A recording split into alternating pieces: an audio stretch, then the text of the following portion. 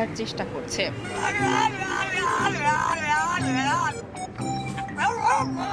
কিন্তু আসলে তা না, এটি একটি কুকুরের শব্দ।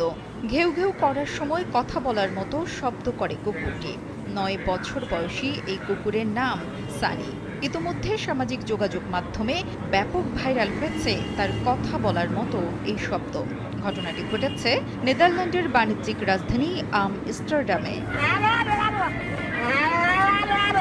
সম্প্রতি ধারণ করা একটি ভিডিওতে দেখা গেছে গাড়িতে তার মালিকদের সাথে কথা বলার মতো শব্দ করছে সানি, আর তার মালিক হাসছেন। এরপর সানির মালিক মারিয়া ডেলকে একটি গল্প বলতে শোনা যায়।